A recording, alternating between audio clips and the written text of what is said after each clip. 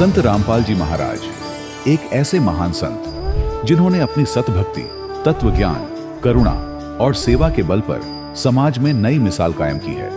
संत रामपाल जी महाराज की अगुवाई में उनके सभी सतलोक आश्रमों से समाज कल्याण के अद्भुत कार्यों ने समाज को सुनहरे भविष्य की एक नई उम्मीद दिखाई है।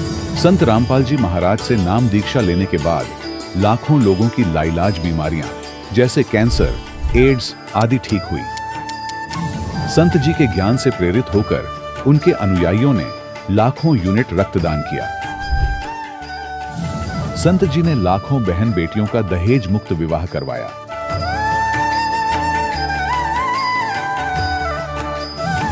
संत जी ने लाखों लोगों का नशा छुड़वाया, करोड़ों उजड़े परिवार बसे। संत जी के आश्रमों में समागम के दौरान निःशुल्क नेत्र चिकित्सा, दंत चिकित्सा प्रदान की जाती है। संत रामपाल जी महाराज द्वारा समय समय पर पर्यावरण संरक्षण के उद्देश्य से बड़े स्तर पर वृक्षारोपण किया जाता है। संत जी ने जरूरतमंदों को तत्काल राहत पहुंचाने के लिए एम्बुलेंस सेवा शुरू की। संत जी अपने अनुयायियों को देहदान के लिए प्रेरित करते हैं, जिससे मानवता की सेवा और चिकित्सा क्षेत्र में सुधार हो सके।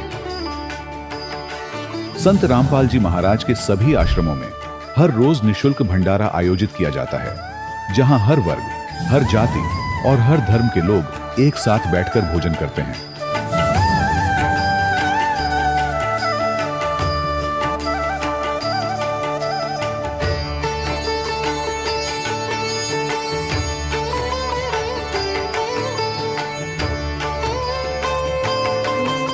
संत रामपाल जी महाराज की अन्नपूर्णा मुहिम ने गरीब और बेसहारा लोगों के जीवन में एक नई ऊर्जा और उम्मीद को जन्म दिया है।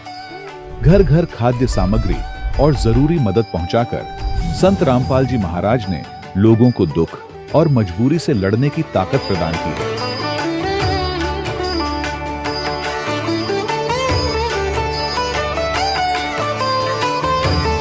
संत रामपाल जी महाराज द्वारा गरीब लोगों के लिए घर बनवाने का अद्भुत कार्य एक ऐसी मिसाल कायम कर रहा है जो सदियों सदियों संत जी की उदारता और दया भावना के तौर पर जाना जाएगा।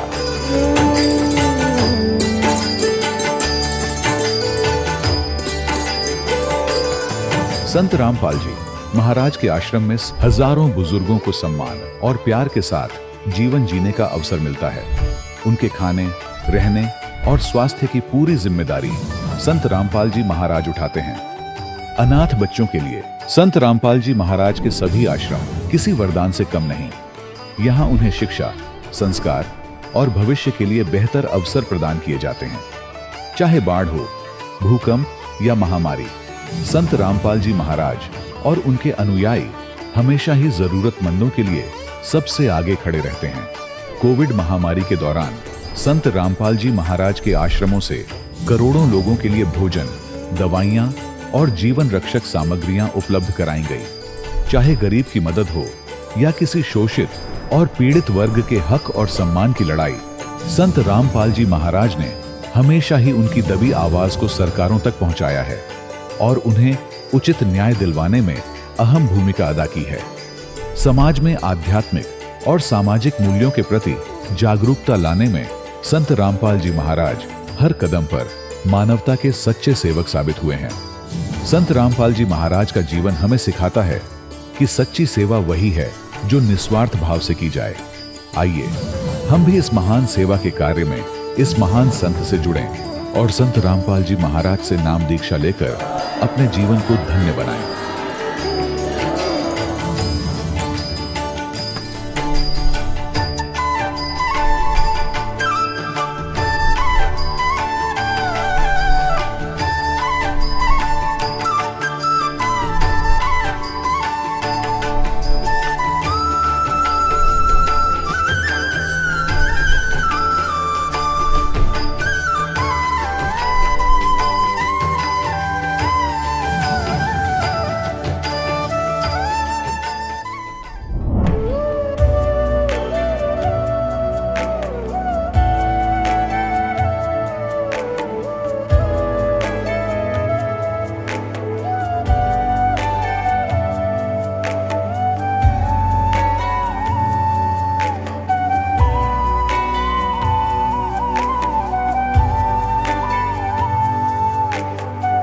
प्रभु राम देव भगवान अल्लाह खुदा ईश आदि नाम एक ही शक्ति के हैं। वो कैसा है, कहां है, कैसे मिलता है, किसने देखा है? ये प्रश्नवाचक चिन्ह पूर्ण रूप से हटाने के लिए अवश्य सुनिए जगत गुरु तत्वदर्शी संत रामपाल जी महाराज के अमृत वचन, सर्व पवित्र धर्मों के पवित्र शास्त्रों के आधार पर। सत साहिब दर्शकों, मनुष्य अपने जीवन में इतनी भक्ति करता है लेकिन फिर भी उसे कष्टों का सामना करना पड़ता है, जिसका मुख्य कारण है शास्त्र विधि को त्याग कर मनमाना आचरण करना। दर्शकों, दिल्ली की निवासी शकुंतला देवी जी की कहानी भी कुछ ऐसी ही है। शकुंतला जी सभी देवी देवताओं की भक्ति किया करती थीं और विशेष रूप से भगवान शंकर की पूजा करती थी। इतनी भक्ति साधना करने के बावजूद भी शकुंतला जी को सांस लेने में कठिनाई हो रही थी। इनके फेफड़ों में इन्फेक्शन भी हो गया था और हालात बहुत खराब हो चुके थे। शकुंतला जी का कहना है कि मेरा जीवन तब बदला जब मुझे संत रामपाल जी महाराज की शरण मिली। तो आइए जानते हैं कि आखिर शकुंतला जी ऐसा क्यों कह रही हैं। सुनते हैं शकुंतला जी की कहानी उन्हीं की जुबानी। नमस्कार जी। हाँ, सत साहिब भगत जी। क्या नाम है बहन जी आपका? मेरा नाम शकुंतला भगत जी। बहन जी आप कहाँ के रहने वाले हैं? दिल्ली के रहने वाले। बहन जी, संत रामपाल जी महाराज से नाम दीक्षा लेने से पहले आप क्या भक्ति साधनाएं करते थे? भगत जी ब्रह्मा विष्णु महेश दुर्गा इन सब की भक्ति करते थे और मेन जो है हम शंकर भगवान को ज़्यादा मानते थे। उनकी शिवलिंग स्थापना करवाई, इधर पास में एक ITO पे 2 जगह शिवलिंग स्थापना भी कराई। और जब तक हम इतना मानते थे शंकर भगवान को, जब तक जल नहीं चढ़ जाता, कहीं घूमने गए हैं या किसी के घर गए हैं, तो अगर जल चढ़ाने के लिए शिवलिंग नहीं मिलता था तो मैं पानी भी नहीं पीती थी। जब तक खाना तो दूर की बात है, पानी तक भी मैं ग्रहण नहीं करती थी। बहन जी, पहले आप ब्रह्मा विष्णु महेश की भक्ति करते थे, शंकर जी को अपना मुख्य इष्ट मानते थे और शंकर जी को जल चढ़ाकर ही आप भोजन ग्रहण करते थे। आपकी भक्ति में बहुत गहरी आस्था थी। तो जो ये भक्ति साधना आप करते थे, इनसे आपको क्या लाभ प्राप्त हुए? भगत जी लाभ तो कुछ हुआ नहीं, नुकसान तो हुआ। एक बेटा था सबसे बड़ा, वो थोड़ा सा गर्म पानी से गिर गया था, हिप्स थोड़े से हुए थे, कोई ज़्यादा जला भी नहीं था, उससे वो एक्सपायर हो गया था। इसके बाद ये 3 बच्चे हुए। ये भी ऐसे बीमार सा रहता था, लड़का भी, और लड़की को भी दौरे पड़ते थे, दोनों को दौरे पड़ते थे। बहुत दुखी हो गई। मैंने कहा एक तो चला गया, अब इनको भी दौरे पड़ने लग गई, पता नहीं अब। और शंकर भगवान से इतना प्रार्थना करते थे। बहन जी, आपने बताया कि शंकर जी की भक्ति करते करते आपके बेटे की मृत्यु हो गई, उसके अलावा आपके बाकी बच्चों को दौरे आने लगे। इन सब परेशानियों के बीच आपको संत रामपाल जी महाराज की जानकारी कहाँ से मिली? गुरुदेव का सत्संग था वहाँ पे गांव में। मम्मी ने कहा कि गुरुदेव आ रहे हैं, रामपाल जी महाराज आ जाओ तुम भी। हम रात को गए, गुरुदेव ने सत्संग किया। मेरा बड़ा भाव था, हमने सलाह मिला के गए थे कि भाई हम वो नाम नहीं लेंगे, सत्संग सुनाते हैं। बच्चों को यहाँ किराएदारों के पास छोड़ गए, तो हमने वापस आना ज़रूरी था। गुरुदेव आए, मैंने बड़ी भक्ति भाव से परमात्मा के रामपाल जी महाराज के चरण धोए। जब सलाह ये थी कि भी नाम बाद में लेंगे, पहले शिवलिंग स्थापना कराएंगे, नहीं तो भगवान रुष्ट हो जाएंगे। तो इन्होंने भगत जी गुरुदेव ने सत्संग किया। तो जब आए तो गुरुदेव मैंने बड़ी भाव से चरण धोए। लेकिन जब सत्संग हुआ ऊपर, तो भगत जी गुरुदेव के चरणों में बैठे थे, तो वो उनको सत्संग गुरुदेव का अच्छा लगा। तो उन्होंने गुरुदेव ने सत्संग के बाद बोला कि भाई जो नाम लेना चाहता है बैठ जाओ, बाकी चले जाओ। सब चले गए। इन्होंने भी, ये भी भगत जी बैठे रहे। सारे परिवार ने नाम ले लिया और मैं नीचे आ गई। जब संत रामपाल जी महाराज सत्संग के बाद गए तो मेरा बस गुस्सा था थोड़ा, कि फिर मैंने चरण भी नहीं छुए। अज्ञान था ना, इस वजह से। भगत जी बोले कि जब नीचे आए, मैंने कहा आपने नाम क्यों ले लिया? आप हमने तो सलाह मिलाई थी पहले शिवलिंग स्थापना करेंगे। बोले कि ले लिया मैंने तो, तेरे को पागल पता नहीं है, तेरे को ज्ञान नहीं है, ये तो बहुत पूर्ण संत है। मैंने कहा ले लूँगी मैं भी, बच्चों को दौरे पड़ रहे हैं इतने ज़्यादा, तो ले लूँगी, लेकिन इतने दुखी पहले हो रहे हैं और शिवलिंग स्थापना ही नहीं कराएंगे तो भगवान रुष्ट हो जाएंगे। फिर भगत जी मम्मी कहने लगी सास कि ये नाम नहीं लेती ना तो तुम शिवलिंग स्थापना करा लेना जो भी मर्जी। और इसको लड़के को ना सत्संग था गुरुदेव का करौथे में, रामपाल जी महाराज का, तो बोले कि लड़के को लेके आ जाएगी, ये दौरे पड़ रहे हैं ना तो उसको नाम दिला ले जाएगी, ये नहीं लेती। तो मैं भगत जी गई वहाँ पे इसको नाम दिलाने के चक्कर में। तो वहाँ गुरुदेव का सत्संग चल रहा था तो सारे खुश हो गए कि लेके आ गई। तो परमात्मा की इतनी ज़्यादा संगत नहीं थी उस टाइम में। तो संत रामपाल जी महाराज बैठे हुए थे तो बोले कि भगत जी गुरुदेव ये आ गई शकुंतला। गुरुदेव बोले कि बेटे ठीक है अब नाम लेगी। मैंने कहा हाँ गुरुदेव, मैंने धीरे से बोला हाँ बाबा जी। गुरुदेव नहीं निकला तो जैसे हाँ बाबा जी, ऐसे मेरा डर था शिवलिंग भी जो है स्थापना करनी है। तो बोले कि ठीक है बेटे। तो जैसे वो नाम हमने ले लिया, बेटे ने भी गुरुदेव ने समझा दिया बेटे जैसे हम बोलेंगे मैं बोलूँगा ऐसे ही आप लोग बोलना। मैंने कहा ठीक है गुरुदेव। तो गुरुदेव क्या ऐसे बाबा जी निकल रहा था। फिर मैंने उस दिन संत रामपाल जी महाराज से गुरुदेव ने, संत रामपाल जी महाराज ने मुझे नाम दीक्षा दे दी।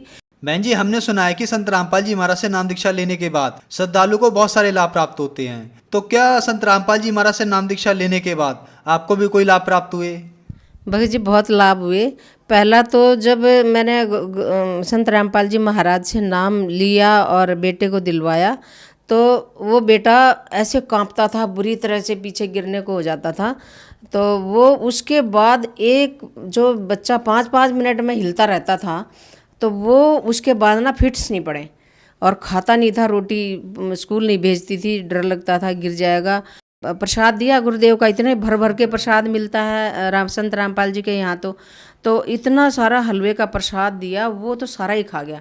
बोले दादी जी और लूँगा मैं तो परमात्मा की दया, वो बोले कि और दे दो भाई इस बच्चे को। तो उसने इतना सारा और लिया हलवा और भी खा गया। तो फिर इसके बाद हम भंडार में गए तो भंडारे में वो कहने लगा खीर दी, एक थाली खा ली और फिर बोले और लूँगा, और खा लिया, रोटी और खा ली। अब जो बच्चा एक रोटी नहीं खाता था और वो इतना सारा खा गया तो मैंने कहा मरेगा क्या, इतना सारा खा लिया। तो मम्मी कहने लगी सास हमारी कि तू क्यों बच्चे को टोक रही है, ये तो परमात्मा का प्रसाद है, तो ये इसको कुछ नहीं होने वाला, तो चुपचाप इसको खाने दे जितना खाता है। तो मैंने कहा ठीक है मैं देखूं, ये भगवान इसको तो दौरे नहीं पड़ रहे, मन मन में सोचूं। तो बोले मैंने कहा चलो कोई नहीं, गैप हो गया होगा कि कोई बात नहीं। तो फिर लेकिन फिर मैं सोचती रही पढ़े ना मैं देखती रहूं। तो बोले कि मैंने कहा मम्मी दौरे तो नहीं पड़ रहे इसको। कह रहे अरे बेटे संत रामपाल जी महाराज तो पूर्ण परमात्मा हैं, मैं इसीलिए तेरे को बार बार कह रही थी तू क्यों उलझी हुई है। जब से संत रामपाल जी से मेरे बेटे ने नाम दीक्षा ली तब से उसको एक दौरा भी नहीं पड़ा। और संत रामपाल जी महाराज से नाम लेने से पहले ना मेरे नाक में ना डॉक्टरों ने बता रखा था मुझे सांस नहीं आता था लेटने के बाद। तो उन्होंने कहा कि इसका तो छोटा ऑपरेशन किया, उससे बात नहीं बनी। उन्होंने कहा कि बड़ा ऑपरेशन होगा और उसके बाद बात बनेगी। तो मैंने कहा ठीक है। तो मैं ऑपरेशन के लिए चली गई तो उसमें आरामेल हॉस्पिटल में। तो उन्होंने कहा कि मेरे को थोड़ा शुगर की सी शिकायत थी। तो मैंने कहा कि गुरुदेव से पूछा, कहने लगे संत रामपाल जी महाराज से बेटे देख लो जैसे करें डॉक्टर। फिर मैंने मन में मैंने प्रार्थना की कि हे संत रामपाल जी महाराज, हे गुरुदेव, मेरे को जो है बिना ही ऑपरेशन के ठीक करो, बस इतनी दया करो। तो सबके तो ऑपरेशन हो गए। मेरा एक दिन एडमिट रही तो सबको मेरे को वो ड्रेस भी पहना दी, इंजेक्शन भी दे दिए और सबको तो ऑपरेशन हो गया। और मेरे को कहने लगे कि आपके ना शुगर की रिपोर्ट ठीक नहीं है, और औरों को तो इंसुलिन के इंजेक्शन दे के और कर दिया ऑपरेशन। मेरे को कहने लगे कि आपका भी नहीं होगा, बाद में आना, आपको शुगर थोड़ी सी बढ़ी हुई है। तो मैंने सबको तो इंसुलिन दे दिया। मैंने कहा ठीक है जो भी है। फिर मैं छुट्टी हो गई, दोबारा से डेट दी। मैंने तो बस परमात्मा से प्रार्थना करी है, परमात्मा संत रामपाल जी महाराज बस दया करो, मेरे को जाना ही ना पड़े। मेरे को तो भगत जी ऑफिस में गई हुई थी मैं, तो मैंने बस ऐसे मैंने खींचा नाक को, तो ऐसे मलगम सा निकला। और मेरा तो वो परमात्मा ने ऐसा ऑपरेशन कर दिया कि ऐसे लाल लाल सा खून निकला। और मेरा तो बिल्कुल नाक वो दिन है आज दिन है बिल्कुल सही हो गया। दूसरा लाभ ये हुआ भगत जी। तीसरा लाभ भगत जी, मेरे को यहाँ पे लंग्स में ना इन्फेक्शन था, तो मैंने परमात्मा से प्रार्थना की, गुरुदेव रामपाल जी महाराज से प्रार्थना की कि गुरुदेव मेरे को ये है, इसका क्या करूं। तो गुरुदेव बोले बेटे दया करेंगे परमात्मा। भगत जी मेरा इतना ऐसे चलता था जैसे कीड़ा चल रहा है, तो मैंने बस ऐसी दया करी दाता ने, संत रामपाल जी महाराज ने, कि मेरा तो वो बिल्कुल एकदम से ठीक हो गया। ना कुछ मैंने दवाई ली, ना कुछ हुआ। और हमारे जो फादर इल्ला थे उनको भी वो जिंदे बने हुए थे, उनके भाई वो सारे जिंदा नहीं छोड़ते थे, सब बच्चे मर जाते थे भैंस गायों के। और छोटे देवर थे वो भी, मम्मी बताती हैं, वो भी ले गए थे वो। और ऐसे ससुर को ले गए, वो उनको भी वो वहीं पे ले गए, वो भी उनकी मड़ी बना दी खेतों में। फिर भी वो हमें परेशान करते थे, इतना परेशान करते थे बहुत ज़्यादा। फिर संत रामपाल जी महाराज से अरदास लगाई है, गुरुदेव ये परमात्मा तो इसका क्या करें। संत रामपाल जी महाराज ने कहा कि तुम बेटे पहले भूतों को भगाओ, तुमने तो भूत उनको जब जैसे दोगे तो वो तो आएंगे ही, उनको उखाड़ो। फिर देखो सब उखाड़ दी, वो उखाड़ने के बाद भगत जी बिल्कुल ठीक हो गए। और मेरी सास में भी आते थे, वो भी ठीक हो गई। अब कोई प्रेत नहीं था। आज संत रामपाल जी महाराज की दया से मेरा पूरा परिवार सुखी है भगत जी। 2 बेटियां हैं, 1 बेटा है।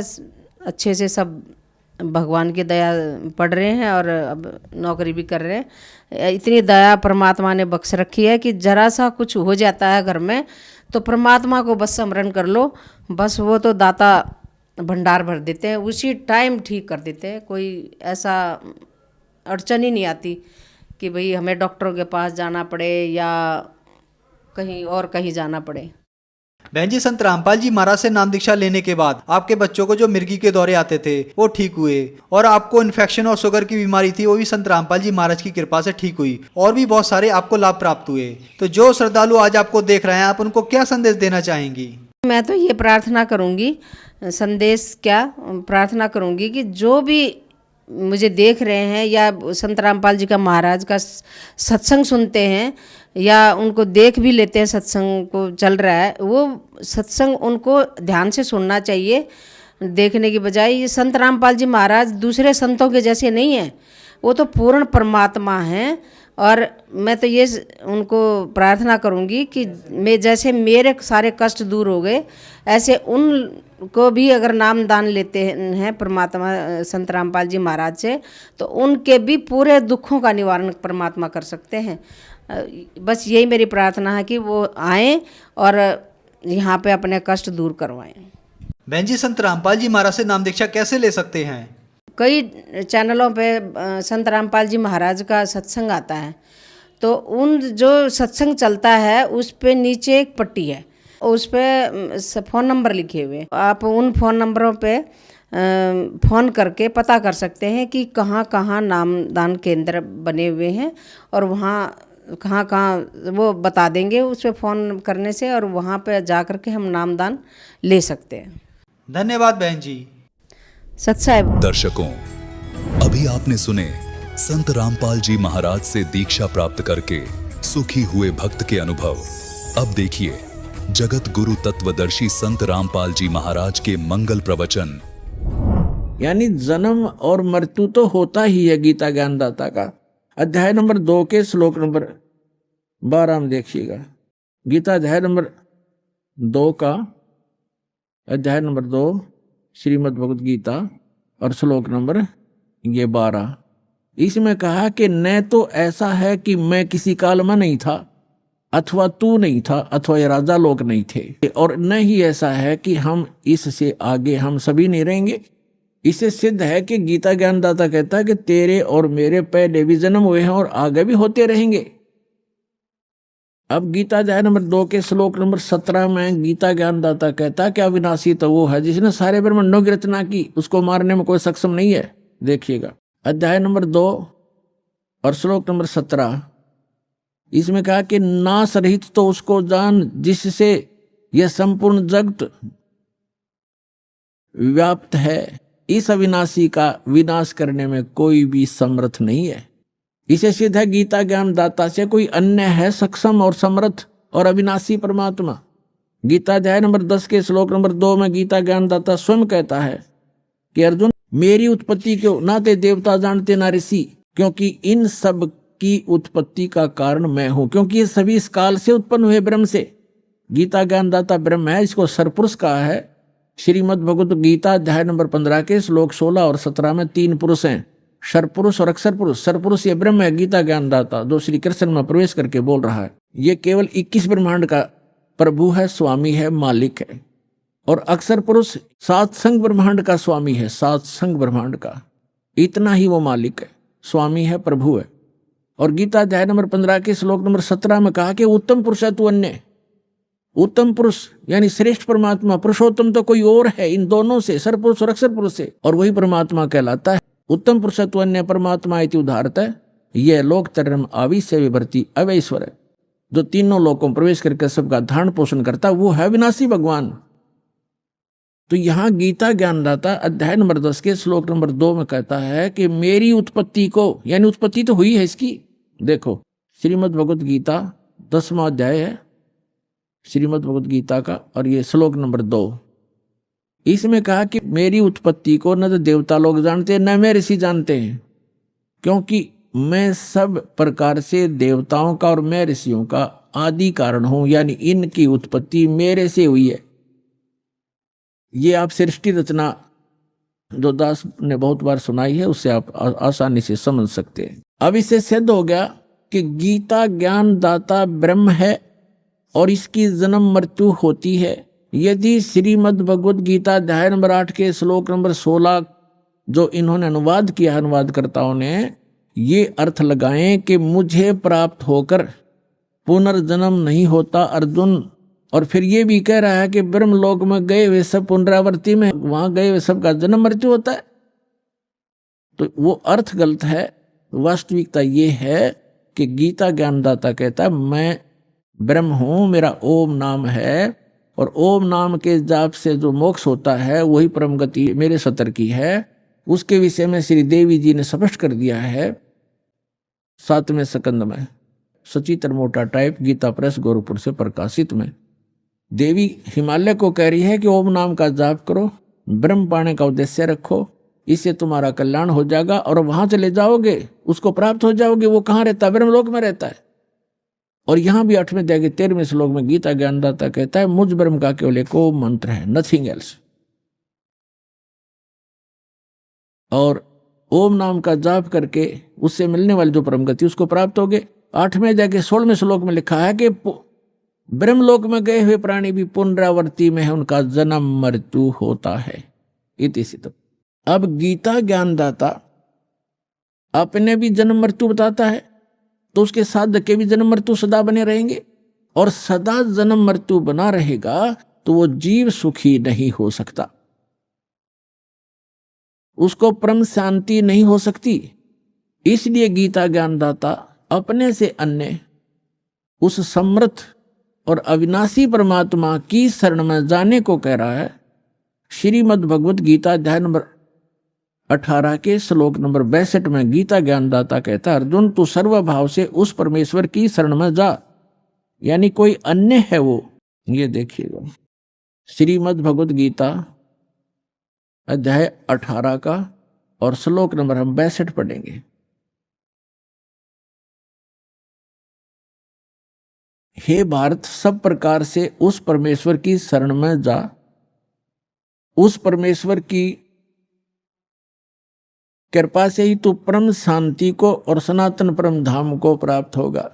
इससे सिद्ध हो गया कि गीता ज्ञान दाता की साधना से न तो परम शांति हुआ, ना वो शाश्वत स्थान मिला है जो कभी नष्ट में नहीं आता, कभी नाश नहीं होता। अब श्री मद् भगवत गीता अध्याय नंबर 15 के श्लोक नंबर 1 से 4 में एक निष्कर्ष दिया है। जैसे श्रीमद् भगवत गीता अध्याय नंबर 4 के श्लोक नंबर 32 और 34 में स्पष्ट किया था अभिदास ने।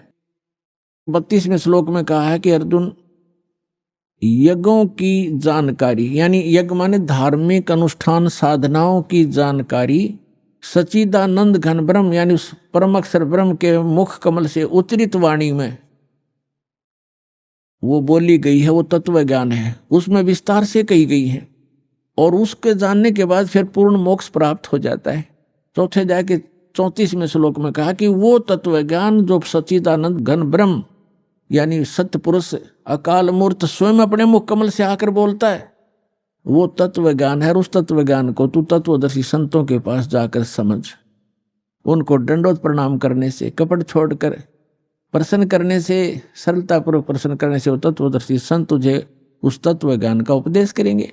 इससे सिद्ध हो गया कि गीता ज्ञान दाता अपने से अन्य परमात्मा के बारे में जानकारी दे रहा है और उस ज्ञान से वो गीता ज्ञान दाता भी परिचित नहीं है। तो उस तत्व ज्ञान का जो तत्वदर्शी संत से पूछने को कहा है, उसकी पहचान बताइए 15वें अध्याय के प्रथम मंत्र में कि जो संत इस उल्टे लटके हुए संसार रूपी वृक्ष के यानी ऊर्ध्व मूलम अधः शाखम अश्वत्थम प्राहु अव्यम, ऊपर को जड़ वाला नीचे को शाखा वाला, ऊर्ध्व मूलम अधः शाखम अश्वत्थम प्राहु अव्यम छंदासी यस्य प्रणानी ये तम वेद स वेदवित। इसमें क्या बताया है कि ये उल्टा लटका हुआ संसार रूपी वृक्ष है अर्जुन, ऊर्ध्व मूलम अधः शाखम, ऊपर को जड़ और नीचे को शाखा, यानी ऊपर सतलोक में जो परमात्मा रहता है वो मूल है सभी संसार रूपी वृक्ष का। और जैसे पूरे वृक्ष को, पूरे पौधे को, पूरे पेड़ को आहार कहाँ से मिलता है? मूल से प्राप्त है, जड़ से। तो वो सबका पालनहार, सबका धारण पोषण करने वाला वो मूल परमात्मा, वो मूल मालिक तो ऊपर है। ऊर्ध्व मूलम, इस संसार रूपी वृक्ष की ऊपर को जो जड़ है वो तो पूर्ण परमात्मा है, नीचे को शाखा है, ये संसार रूपी वृक्ष है। और इसके जो सभी विभागों को जानता है स वेदवित, वह तत्वदर्शी संत है। ये देखिए, ये है पंचदशो अध्याय 15वां अध्याय मंत्र नंबर 1। ऊर्ध्व मूलम अधः शाखम अश्वत्थम प्राहु अव्यम छंदासी यस्य प्रणानी ये तम वेद स वेदवित। ये देखिएगा, ये संसार रूपी वृक्ष का एक चित्र जानो, ऊपर को जड़ और नीचे को शाखा वाला है, ये संसार रूपी वृक्ष है। और जो संत जड़ से लेकर, मूल से लेकर तना, मोटी डार, शाखा और पत्तों तक बता देगा, स वेदवित, वो तत्वदर्शी संत है। अभिदास ने सत्संग के प्रारंभ में कहा था, तुम साहेब तुम संत हो, तुम सतगुरु तुम हंस, गरीबदास तेरे रूप बिना और न दूजा अंश। रामानंद जी ने कहा था कि हे परमात्मा, तुम साहेब तुम भगवान हो, तुम साहेब तुम संत, और तुम सतगुरु तुम हंस हो। सतगुरु माने तत्व ज्ञान, यथार्थ ज्ञान बताने वाले भी आप ही हो। तो उस परमात्मा ने, सच्चिदानंद घन ब्रह्म ने अपनी अमृतवाणी में इन सभी सदग्रंथों का ज्ञान पहले ही बोल रखा है। सतगुरु के लक्षण कहूँ मधुरे बैन विनोद, 4 वेद 60 शास्त्र वो कहे 18 बोध। सतगुरु के लक्षण, सतगुरु की एक पहचान ये भी है कि सभी सदग्रंथों का ज्ञाता होता है वो। तो वो परमात्मा स्वयं ही थे। 600 वर्ष पहले कहा था, अक्षर पुरुष एक पेड़ है, सर पुरुष वाकी डारे, तीनों देवा शाखा हैं ये पात रूप संसार। खुद भगवान ने अपने द्वारा रची सृष्टि को आप ही बताया था कि अक्षर पुरुष एक पेड़ है। अभी दास ने बताया था गीता अध्याय नंबर 15 के श्लोक 16 और 17 में 3 पुरुष हैं, सर पुरुष, अक्षर पुरुष और परम अक्षर पुरुष। तो यहाँ परमात्मा ने अक्षर पुरुष से शुरू किया, क्योंकि जो मूल मालिक है वो परम अक्षर ब्रह्म है। वो तो जड़ है संसार रूपी वृक्ष की, वो गुप्त होता है। जड़ें हिडन होती हैं, पृथ्वी में छुपी रहती हैं और सब काम वहीं से हो रहा है। तो ऐसे वो परमात्मा तो प्रोक्ष है, गुप्त है। परमात्मा ने अपने को छोड़कर इस वाणी में अक्षर पुरुष, ज्योति निरंजन सरपुरुष और तीनों देवता रजगुण ब्रह्मा सतगुण विष्णु तमगुण शिव जी और पत्तों की जानकारी इस वाणी में दिया। क्या कहा है कबीर? अक्षर पुरुष एक पेड़ है, अक्षर पुरुष एक पेड़ है, सरपुरुष कहो इसको, निरंजन कहो, सरपुरुष वा की डार और तीनों देवा शाखा है पात्र रूप संसार। तो वो परमात्मा सतगुरु थे और खुद वो सत्ता ज्ञान देने के लिए आते ही आते हैं, ये वेद बताते हैं। अब उन्होंने क्या बताया है देखिएगा, परमात्मा ने यहां से स्टार्ट किया है, अपने को छुपा कर कहा है अक्षर पुरुष एक पेड़ है। जो जमीन से बाहर दिखाई देता है वो सारा वृक्ष कहलाता है। अक्षर पुरुष एक पेड़ है, ये तना, ये सर अक्षर पुरुष समझो, और सर पुरुष वा की डार, ये मोटी डार, और तीनों देवा शाखा हैं पाते रूप संसारे। अब यहां परमात्मा ने स्पष्ट कर दिया, अपने को छुपा दिया कि मूल मालिक तो है ही, वो दास भेज दिया ये बताने के लिए कि वो जड़ कौन है, वो परम अक्षर ब्रह्म है। ये देखिएगा इस चित्र के अंदर ये लिखा है स्पष्ट, ये मूल है, पूर्ण ब्रह्म कहो, परमेश्वर कहो, और परम अक्षर ब्रह्म, ये परम अक्षर ब्रह्म है। ये जड़ जो है ये परम अक्षर ब्रह्म को समझो, ये मूल है उस संसार रूपी वृक्ष की। और वो है कौन? ये देखिएगा इधर, पूर्ण ब्रह्म कबीर साहेब, ये कबीर परमेश्वर परम अक्षर ब्रह्म है। ये है संसार रूपी वृक्ष की जड़। और ये अक्षर पुरुष एक पेड़ है, सरपुरुष वा की डार और तीनों देवा शाखा है ये पात्र। अब हम आते हैं श्रीमद् भगवद गीता के अध्याय नंबर 15 के श्लोक नंबर 1 पर। ऊर्ध्व मूलम अधः शाखम। गीता ज्ञान दाता ने केवल इतना बताया है, ऊपर को जड़, नीचे न शाखा वाला ये संसार रूपी उल्टा लटका हुआ संसार रूपी वृक्ष समझो, पीपल का वृक्ष रूप।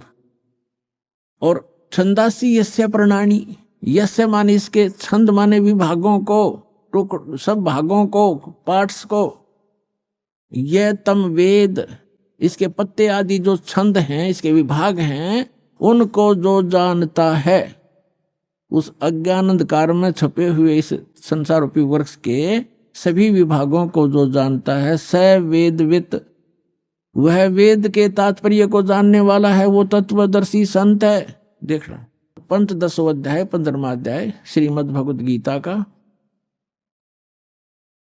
आदि पुरुष परमेश्वर मूल वाले। अब यहां इन्होंने गड़बड़ कर दिया, यहां तो ठीक लिख दिया, यहां लिख दिया अधः शाखम, ब्रह्मा रूप मुख्य शाखा वाले, ये गलत कर दिया। अधः माने नीचे शाखा वाले लिखना था। अब देखो ये 2 नंबर मंत्र है गीता का 15वें अध्याय का, इसमें अधः 2 बार लिखा है अधः, और इसका अनुवाद इन्होंने किया यहां पर देखो, अधः माने नीचे और अधः माने नीचे। तो यहां शर्मा गई है, इनका ज्ञान तो था। और ऊर्ध्व माने ऊपर, ऊर्ध्व माने ऊपर, सर्वतर नहीं, ऊपर, ऊर्ध्व माने ऊपर, ऊर्ध्व में ऊपर, ऊपर जड़ और नीचे अधः माने नीचे। तो यहां प्रथम मंत्र में 15वें अध्याय का अब यहां लिखना था ऊर्ध्व मूलम, ऊपर को मूल वाला, वो आदि पुरुष परमेश्वर हो तो ठीक है, परम अक्षर ब्रह्म है, ऊपर मूल तो उसकी संसार रूपी वृक्ष की। और अधः शाखम, ये नीचे को शाखा वाला, जैसा भी आपको दिखा था, ये है ये ऊर्ध्व मूलम अधः शाखम। अब गीता ज्ञान दाता ने केवल इतना ज्ञान दिया है कि ऊपर न जड़ और नीचे को शाखा वाला, दैट्स ऑल, उल्टा लटका हुआ ये संसार रूपी वृक्ष जानो। और जो इसके सभी भाग बताएगा सवेदवित, वो तत्वदर्शी संत है। ये देखना अध्याय नंबर 15 का, पंच 10वां अध्याय 15वां अध्याय का और मंत्र नंबर 1। ऊर्ध्व मूलम अधः शाखम अश्वत्थम प्राहु अव्यम छंदासी यस्य प्रणानी ये तम वेद स वेदवित। इसके पत्तों, प्रणानी माने पत्ते, आदि पुरुष परमेश्वर मूल वाले, यह लिखना था नीचे शाखा वाले, ऊपर को जड़ वाला, नीचे शाखा वाला। संसार रूपी पीपल के वृक्ष को अविनाशी कहते हैं। और वेद, छंद माने वेद नहीं होता, छंद माने विभाग भी होता है, जिसके पत्ते कहे गए हैं, इसका अर्थ है। और उस संसार रूप वृक्ष को जो मूल सहित जड़ से लेकर पत्तों तक तत्व से जानता है, स वेदवित, वह वेद के तात्पर्य को जानने वाला है, अर्थात वो तत्वदर्शी संत है। यह पहचान बताती है। अब परमात्मा ने स्वयं आकर बताया है कि अक्षर पुरुष एक पेड़ है, सरपुरुष वाकी डार और तीनों देवा शाखा, ये पात रूप संसार। वो मूल कौन है? वो खुद मालिक जो रचने वाला है। तो ये तत्वदर्शी संत अब ये दास है इस पृथ्वी पे, और सब सदग्रंथों से प्रमाणित है कि ये लक्षण होते हैं।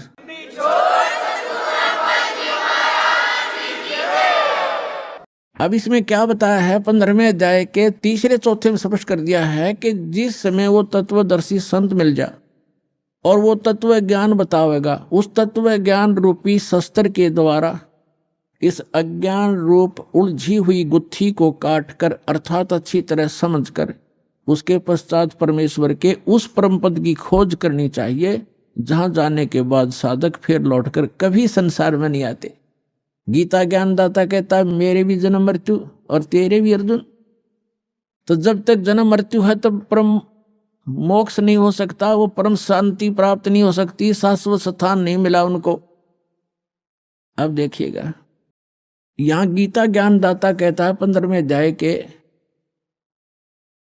और 3 मंत्र से, इसमें कहा है कि इस संसार वर्ष का स्वरूप जैसा कहा है वैसा यहां विचार काल में, यानी तेरे मेरे गीता जी के विवेचन में मैं नहीं जानता, नहीं पाया जाता, क्योंकि न इसका आदि और न अंत है। क्योंकि गीता ज्ञानदाता को इसका पता नहीं, क्योंकि यह सृष्टि रचने वाला नहीं है, तथा न ही इसकी अच्छी प्रकार से तिथि है। इसलिए इस सुविरूढ़ मूलम, अति दृढ़ मूल वाले, ये गलत है, अति दृढ़ मूल वाले यानी ऊपर का जो लोक है, जहां परमात्मा रहता है, वो जहां से सबका धारण पोषण करता है, जो मूल है सबका, वो लोक दृढ़ है, वो अविनाशी स्थान है। सतलोक, अलखलोक, अगम लोक और अकय लोक, जिसको अनामी लोक भी कहती, वो तो सुदृढ़ मूल है।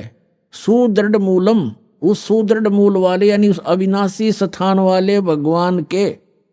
अब देखो, सुविरूढ़ मूलम, अति दृढ़ मूल वाले संसार रूपी पीपल के वृक्ष को, यानी संसार की सृष्टि को, दृढ़ेन माने दृढ़, यानी उस अटल, उस बिल्कुल स्वस्थ, यह है असंग शस्त्रेण, तत्व ज्ञान रूपी शस्त्र द्वारा। यह वैराग रूप नहीं, ये अर्थ गलत कर दिए, तत्व ज्ञान रूपी शस्त्र द्वारा काट कर, अर्थात उसको अच्छी तरह समझकर वो ज्ञान अटल है।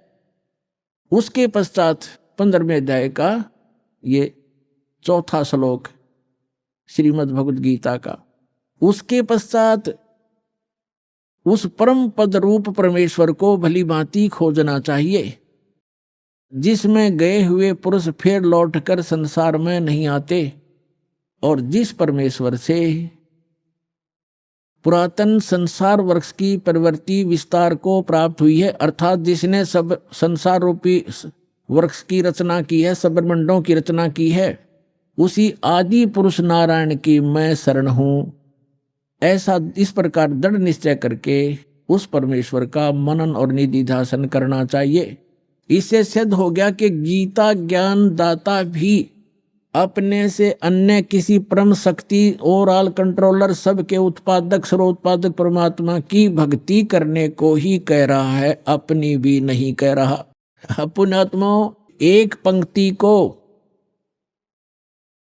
आपके हृदय में जचाने के लिए कि 88 नहीं गए और 2400 पर चोखे, 3300 पर तलब है, कोई बकरा कोई भूखे। 88,000 ऋषि भी वहां नहीं पहुंचे। कहाँ? गीता अध्याय नंबर 18 के श्लोक नंबर 62 में कहा कि अर्जुन, तू सर्वभाव से उस परमेश्वर की शरण में जा। उस परमेश्वर की कृपा से ही तू परम शांति को और सनातन शाश्वतम स्थानम, उस अमर लोक को प्राप्त होगा, सत्यलोक को प्राप्त होगा। सत्य माने शाश्वत, सदा रहने वाला। तो शाश्वत स्थान पर जाने के लिए तत्वदर्शी संत की आवश्यकता है।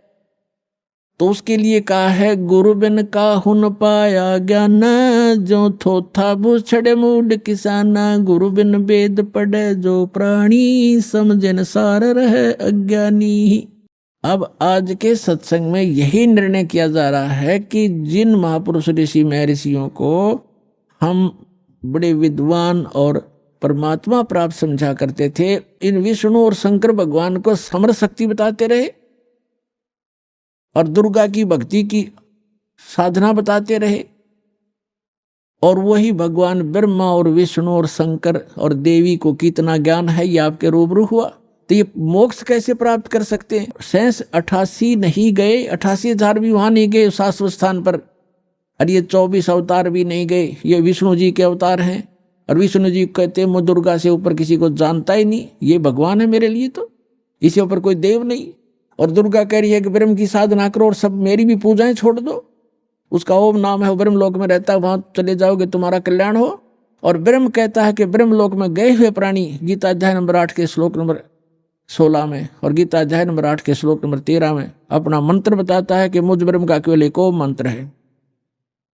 इससे वो परम गति होगी जो ब्रह्म लोक प्राप्ति होगी, वो भी अंतिम सांस तक साधना करने वाले की। और ब्रह्म लोक में गए हुए प्राणी भी जन्म मृत्यु में आते हैं। अब वो खुद कहता है कि उस परमेश्वर की शरण में जा जिसकी कृपा से तू परम शांति को और सनातन परम धाम को प्राप्त होगा। और जहां 15वें अध्याय के 4थे श्लोक में स्पष्ट कर दिया है कि जहां जाने के बाद साधक फिर लौटकर कभी संसार में नहीं आते। और गीता ज्ञानदाता कहता कि मैं भी जन्म मृत्यु और तेरी भी जन्म मृत्यु। तो पुण्यात्माओं, इस एक कंसेप्ट को क्लियर करने के लिए कि सूक्ष्म वेद में जो लिखा है वो सारा सत्य है, लेकिन हमने असत्य ग्रहण कर रखा था, इसलिए हमारे सत्य हमें अच्छा नहीं लगा, सुहाया नहीं। उस सत्य को सत्य ग्रहण कराने के लिए आपके हृदय में इसको स्थान बनाने के लिए ये इतना सत्संग करना पड़ रहा है। अब क्या निष्कर्ष निकला? इन जितने भी अज्ञानी हैं, आचार्य हैं, शंकराचार्य हैं, या जितने भी ब्राह्मण गुरु हुए हमारे, या विश्व के जितने आज तक गुरु पद हुए हैं, जिन महापुरुषों को परमात्मा मिले उनको छोड़कर, वो तो आपको मैंने दास ने नाम गिना ही दिए, और कोई एक आधा भूल चूक रह गई होगी, वो मैं उनसे अपरिचित नहीं हूँ, उनको अवश्य मिले होंगे, उनको ज्ञान अवश्य होगा। तो इनके अतिरिक्त किसी के पास यथार्थ ज्ञान नहीं, यथार्थ भक्ति विधि नहीं, तो ये मोक्ष कैसे प्राप्त करेंगे? आज का प्रसंग यही चल रहा है कि गुरु बिन काहू न पाया ज्ञान, जो थोथा भूषड़े मूड किसाना। गुरु बिन वेद पढ़े जो प्राणी, समझ न सारे रहे अज्ञानी। ये सारे ज्ञानी थे। सुर नर मुनि जन 33 करोड़ी, बंदे सभी काल की डोरी। ये 33 करोड़ देवता, ये सुर मुनि ऋषि महर्षि, कहते हैं सारे काल की डोरी का बंध रहे थे। और ये जितने भी आज तक के आचार्य शंकराचार्य हमारे हुए हैं धर्मगुरु, इनसे पूछिएगा कि गीता अध्याय नंबर 18 के श्लोक नंबर 62 में गीता ज्ञानदाता अपने से अन्य किस परमेश्वर की शरण में जाने को कह रहा? तो ये क्या हमें मीठी गोली दिया करते थे? जो सब कुछ अपने बारे में कह रहे, इनमें अकल है कोई? और आज तक ये हमें मूर्ख बना रहे थे। श्रीमद् भगवद गीता अध्याय नंबर 18 अंतिम अध्याय है। ये अंतिम अध्याय के ये लास्ट के अंतिम ही मंत्र हैं। 61 से लेकर और 66 तक निर्णय हो गया। गीता ज्ञानदाता कहता है कि वो परमात्मा सभी प्राणियों को कर्मानुसार यंत्र की तरह चलाता, घुमाता है। फिर बता 18वें अध्याय के 62वें श्लोक में कि अर्जुन तू सर्वभाव से उस परमेश्वर की शरण में जा, उसी परमेश्वर की कृपा से तू परम शांति को और सनातन परम धाम को प्राप्त होगा। अब पीछे सारा निर्णय दे ही दिया कि मेरा भी जन्म मृत्यु है, तेरा भी जन्म मृत्यु है, मेरी साधना करेगा। 8वें अध्याय के 13वें श्लोक में बता दिया मेरा एक ओम मंत्र है। 8वें अध्याय के प्रथम मंत्र में अर्जुन ने पूछा कि हे भगवान, आपने 7वें अध्याय के 29वें श्लोक में ये कहा है कि मेरे आश्रित होकर, आश्रित का अर्थ है कि गीता ज्ञानदाता कहता है कि तत्वदर्शी संत की खोज जो कर लेता है मेरे निर्देशानुसार, चौथे अध्याय के 32 और 34 में बताया, इस ज्ञान को आश्रय कर लेता है, वो जरा और मरण, जरा माने वृद्धावस्था, मरण माने मृत्यु, वृद्धावस्था के दुख और मृत्यु के दुख से जो छूटने का प्रयत्न करते हैं वे उस तत्व ब्रह्म को जान चुके हैं और सारे आत्म ज्ञान से परिचित हैं और सभी कर्मों से वो परिचित हैं। वही व्यक्ति, वही साधक जरा माने वृद्धावस्था के दुख से, बुढ़ापे के दुख से और मृत्यु के दुख से छूटने का प्रयत्न करते। तो अर्जुन ने पूछा गीता ज्ञानदाता से 8वें अध्याय के प्रथम मंत्र में कि किम तत्ब्रह्म, वो तत्ब्रह्म क्या है ऐसा जिसको जानने के बाद फिर यहाँ संसार की कोई वस्तु की डिमांड नहीं करता या किसी वस्तु की चाह नहीं रहती, केवल जरा और मरण से ही छूटने का प्रयत्न करते हैं। किम तत्ब्रह्म 8वें अध्याय के 3 श्लोक में उत्तर दिया गीता ज्ञानदाता ने कि वो परम अक्षर ब्रह्म है, गीता ज्ञानदाता से अन्य है। गीता अध्याय नंबर 15 के श्लोक नंबर 16 और 17 में 3 पुरुष हैं। एक सरपुरुष ये ब्रह्म है, अक्षर पुरुष ये परब्रह्म है, जो संसार रूपी वृक्ष का तना है वो अक्षर पुरुष, जिसको परब्रह्म भी कहते हैं। ब्रह्म से नेक्स्ट ब्रह्म, पर माने दूसरा, और सरपुरुष ये ब्रह्म है। इनकी कितनी प्रभुता है। यह सरपुरुष जिसको सरब्रह्म भी कहते हैं, संतों ने इसको काल ज्योत स्वरूपी निरंजन भी कहा है। ये केवल 21 ब्रह्मांड का प्रभु है, स्वामी है। अभी आपने सुने संत रामपाल जी महाराज के मंगल प्रवचन। आइए अब सुनते हैं संत रामपाल जी महाराज से नाम दीक्षा लेकर सतभक्ति करके अद्भुत लाभ प्राप्त करने वाले अनुयायी के विचार। दर्शकों, यदि मनुष्य के पास परमात्मा प्राप्त करने का सही मार्ग ना हो तो उसे अपने जीवन में अनेकों कष्ट झेलने पड़ते हैं। ऐसी ही कहानी है फरीदाबाद हरियाणा के निवासी रंजीत सिंह जी की। रंजीत जी अनेकों भक्ति साधना किया करते थे और भगवान शिव के परम भक्त थे। इतनी भक्ति करने के बावजूद भी रंजीत जी नशे की लत से ग्रस्त थे और इन्हें टीबी और बवासीर जैसे बीमारियों ने जकड़ रखा था।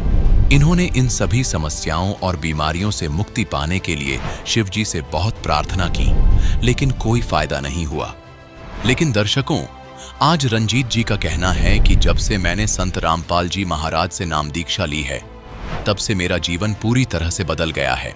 तो आइए जानते हैं आखिर संत रामपाल जी महाराज ने ऐसी कौन सी जड़ी दे दी जिससे रंजीत जी की जिंदगी बदल गई। सुनते हैं रंजीत जी की कहानी उन्हीं की जुबानी। नमस्कार सर। सत साहेब। सर क्या नाम है आपका? मेरा नाम है रंजीत सिंह। सर कहाँ से हैं आप? मैं जिला फरीदाबाद में रहता हूँ। सर संत रामपाल जी महाराज से नाम दीक्षा आपने कब ली? संत रामपाल जी महाराज से राम दीक्षा ली है 2014 में। सर संत रामपाल जी महाराज से नाम दीक्षा लेने से पहले आप क्या भक्ति साधनाएं करते थे? भक्ति साधना तो मैं ऐसी करते थे कि कांवरें चढ़ाते थे बहुत ज़्यादा और सब देवी देवताओं की पूजा करते थे और ज़्यादातर मैं भोले बाबा को मानते थे। करीब 10-12 चढ़ाई मैंने कांवरें। सर आपने बताया कि आप भोले बाबा को कांवर चढ़ाते थे और भोले बाबा को अपना इष्ट मानते थे, तो इन सब भक्ति साधनाओं से आपको क्या लाभ मिले? हमें लाभ तो कुछ भी नहीं हुआ। कांवरें मैंने 10-12 वो चढ़ाई। उसके बाद मैंने ये संकल्प कर लिया था कि मैं शरीर से खूब तगड़ा हो जाऊं, जैसे ये सब लोग हैं खूब और बढ़िया रहे आराम से, तो कांवरें खूब चढ़ाएंगे। कांवरें चढ़ाते रहे और मुझे दिक्कत हो गई, मुझे टीबी की बीमारी सी हो गई और मैंने जब घर वाले कहने लगे कि बुखार आ गया तुम्हें ज़्यादा और तुम मेहनत करते रहते हैं, मैंने कि मेहनत तो मैं कुछ भी नहीं करते हैं, लेकिन फिर भी मुझे बहुत ज़्यादा दिक्कत रही। फिर मुझे खूनी बवासीर हो गई। तब मैंने कहा कि भोले बाबा ये कैसे हो गया? मैं इतनी भक्ति करते रहे, सब करते रहे, मेरा तो तभी से दिमाग खराब हो गया था। और मैंने कहा, उनसे प्रार्थना करी। सिंगी रामपुर के बगल में बलखंडी बाबा का मंदिर, वहाँ गए। मैंने कि बाबा जी मुझे तो ये खून कटने लगा, मुझे ये नहीं जब मालूम था सर कि ये खूनी बवासीरी है क्या है। जब डॉक्टर को चेक बताया, फिर मुझे उनसे मैंने प्रार्थना करी है, भाई जिसके पास में पूजा करते हैं तो उसी से तो मैं कहेंगे। मैंने उनसे प्रार्थना करी जाके मंदिर में पैसा भी चढ़ाए और क्या नाम उनसे खूब प्रार्थना करी कि भोले बाबा जी मेरे ये परेशानी ख़त्म करो। मुझे ये परेशानी बढ़ती रही और इससे मुझे कोई फ़ायदा नहीं हुआ। सर फिर संत रामपाल जी महाराज के बारे में जानकारी आपको कहाँ से हुई? संत रामपाल जी महाराज के बारे में जानकारी, मैं दारू भी पीते थे बहुत ज़्यादा सर। दारू पी के मैं लेटे थे चारपाई पे, तो चैनल बदलते थे, कहीं फिल्म देखते थे, कहीं समाचार, कहीं कुछ, दिमाग सही नहीं रहता था। तो कहीं ये लड़के कह देते थे वो लगाओ उस पर ये आ रहे, तो मैं चैनल बदल रहे थे पड़े पड़े। तो संत रामपाल जी महाराज का सत्संग आ गया, तो उसमें गुरुजी कह रहे थे कि 3 देव की जो करते भक्ति उनकी कभी न होगी मुक्ति। गुरुजी ने जब ये कहा तब मैंने कि ये कौन है, पता नहीं यार। मैं वहीं पे लगाए रहे, चैनल जब लगा रहा वहाँ पे तब मैंने सुना, तो नशा पसा तो नहीं मुझे पता लगा, लेकिन मुझे नींद आ गई। वो जब चैनल दोबारा दूसरे दिन में ढूंढते रहे तो वो थोड़ा रह गया था। मैंने करीब 1 महीना तक देखा ऐसे ही, अभी ना टाइम मालूम ना कुछ, कभी थोड़ा मिल जाए कभी कितना मिल जाए, ड्यूटी वाले आदमी आगे पीछे हो जाते। फिर उसके बाद जब मैंने उस चैनल देखा, संत रामपाल जी महाराज का सत्संग आ रहा था, तब मैंने वहीं पे ऐसे ही लेट के वैसे ही दंडवत किया। भाई परेशानी थी मुझे बहुत ज़्यादा, तो भाई जो भी मुझे अच्छा लगता था वहीं पे जैसे टीवी के सामने ही मैंने किया, तो मुझे राहत सी मालूम पड़ी। मैंने की कि ये तो कुछ आराम सी है। आराम के वजह से अब मैंने अपनी पत्नी को भी कहा कि ये देखा करो, मैंने अपनी भगतमती को भी कहा, तो वो अपने आराम से देखने लगी। तो कही ये तुमने कहाँ से, ये पता नहीं बाबा ऐसे। मैंने कि बाबा नहीं, हमें तो ये कुछ अलग हिसाब लग रहा है संत रामपाल जी महाराज का। फिर मैं बरवाला गया तो संत रामपाल जी महाराज से नाम दीक्षा ली। सर संत रामपाल जी महाराज से नाम दीक्षा लेने के बाद अनुयायियों को बहुत सारे लाभ प्राप्त होते हैं, चाहे वो आर्थिक हो, भौतिक हो, मानसिक हो या शारीरिक हो। तो क्या आपको भी कुछ लाभ प्राप्त हुए संत रामपाल जी महाराज से नाम दीक्षा लेने के बाद? हमें तो बहुत लाभ हुए, जो मैं बताऊं तो बहुत टाइम लग जाएगा। आप ये कहोगे कि ये कहाँ की रामायण तुमने खोल दी है, कैसी ये क्या बता रहे हो। हमें सबसे पहला लाभ हुआ कि हमारा शरीर सही हो गया। पहले तो डॉक्टरों ने बताई टीबी के बाद कई दवाई खाओ, वो तो खाते ही रहे। मुझे खूनी बवासीर भी हो गई सर।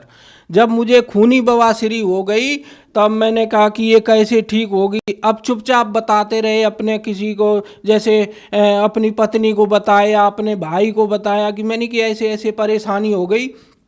तो उन्होंने कहा दिखाओ, डॉक्टरों को दिखाया कि यहाँ पे कोई बता रहा कि 10,000 लगेंगे, कोई बता रहा 15,000 लगेंगे, ऑपरेशन कराना पड़ेगा।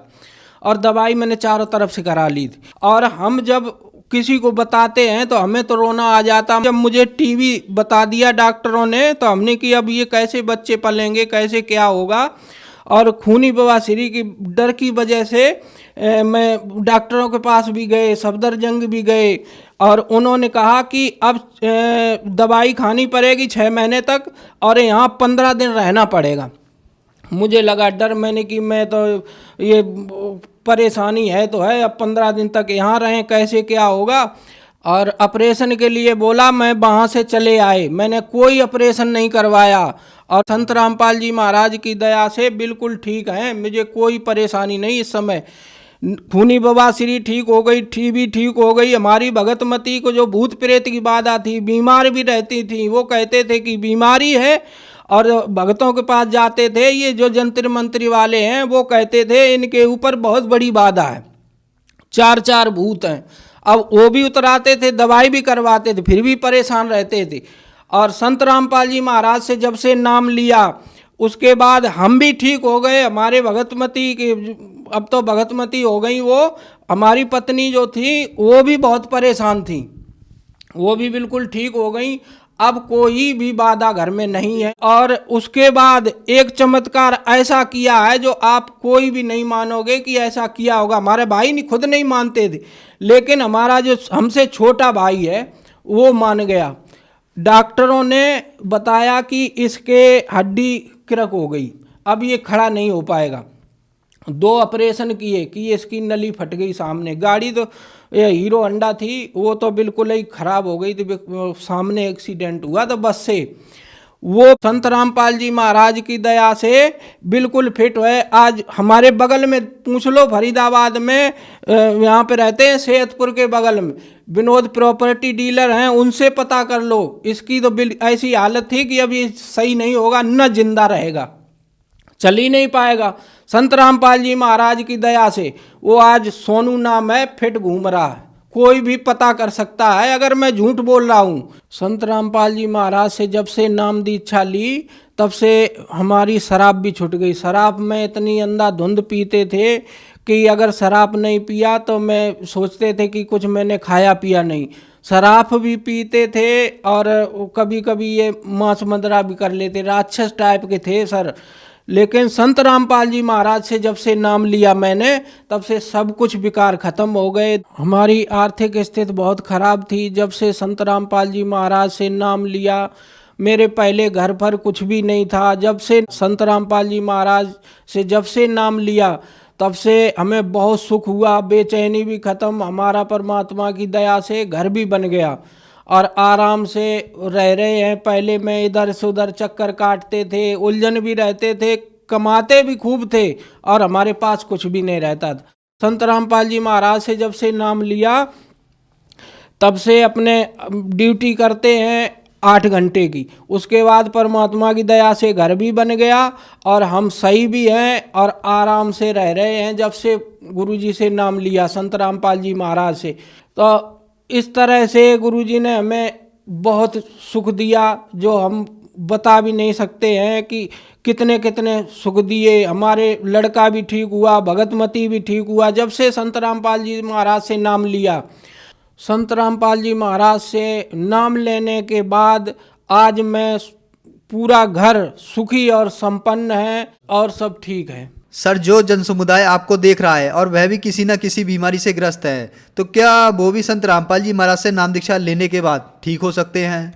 ये 100% हम कहते हैं। और हमारे गुरुजी से नाम लेने के बाद संत रामपाल जी महाराज ने हमें जैसे सुख दिया, इसी तरह से जो भी गुरुजी से नाम लेता है उसको संत रामपाल जी महाराज ऐसे ही सुख दे रहे जैसे हमें दे रहे। हमें टीबी भी थी और बहुत सारी परेशानी, मैं तो चलने को परेशान थे। मालिक की दया ऐसी हुई संत रामपाल जी महाराज की। और मैं तो साफ कहते हैं सर कि अगर संत रामपाल जी महाराज से नाम लेने के बाद अगर सुख न किसी को मिले, और पहली बात तो परमात्मा इतने सुख दे देंगे कि तुम खुद कहोगे कि हाँ तुमने कहाँ से कहाँ बता दिया। जैसे हम सुखी हैं, मालिक की दया से सारी बीमारी काट दी परमात्मा ने उस संत रामपाल जी महाराज ने, उसी तरह से आप भी सब लोग सुखी होंगे। अगर हमारा देखें, हमें देख लो, अगर हमारी टीबी भी सारी ठीक हो गई तो आपको भी सुख चैन होगा। कैसी भी परेशानी हो, भूत प्रेत की बाधा हो, अगर कोई बीमारी हो, वो भी परमात्मा से नाम लेने के बाद सब दूर हो जाती हैं। सर, संत रामपाल जी महाराज से नाम दीक्षा कैसे ले सकते हैं? संत रामपाल जी महाराज से नाम दीक्षा लेने के लिए टीवी पे देखो, जैसे हम देख रहे थे। हमें तो इतना ज्ञान भी नहीं था कि फोन करें कि क्या करें, लेकिन आज तो परमात्मा की दया से टीवी के नीचे पट्टी चलती है, उस पर नंबर लिखे होते हैं। नंबर लेके अब फोन करो। फोन करने के बाद जहाँ भी रह रहे हो, जहाँ भी हो, वहीं से आप फोन करो और मालिक की दया से वहीं पे अगल बगल में अब तो परमात्मा ने चारों तरफ नामदान सेंटर खुलवा दिए और वहाँ से नाम दीक्षा लो और अपना जीवन सफल बनाओ, सुखी हो जैसे हम सुखी हो रहे हैं। धन्यवाद सर। सत साहिब।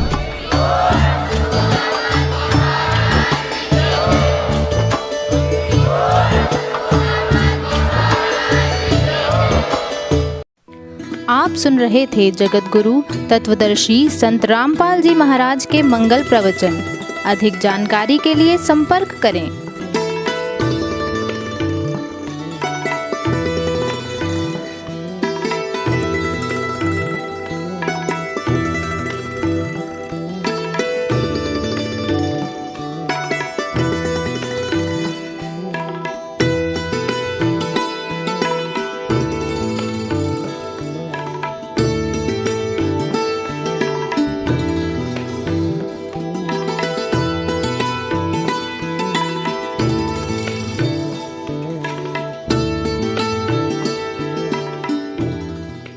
जगत गुरु तत्वदर्शी संत रामपाल जी महाराज जी के पावन सानिध्य में भक्ति की अलख जगाने तथा श्रद्धालुओं को सत्य भक्ति मार्ग का रास्ता दिखाने हेतु कनाडा के लोकप्रिय चैनल द TVNRI चैनल पर जगत गुरु तत्वदर्शी संत रामपाल जी महाराज जी के मंगल प्रवचनों का प्रसारण प्रतिदिन सुबह 7:30 बजे से 8:30 बजे तक तथा रात्रि 7:30 बजे से 8:30 बजे तक किया जा रहा है। इस सत्य भक्ति मार्ग को अपनाने के लिए अधिक से अधिक सत्संग प्रसारण देखें। इस सत्संग प्रवचन का सीधा प्रसारण संत रामपाल जी महाराज लाइव सत्संग YouTube चैनल और जगत गुरु संत रामपाल जी महाराज Facebook पेज पर भी देख सकते हैं।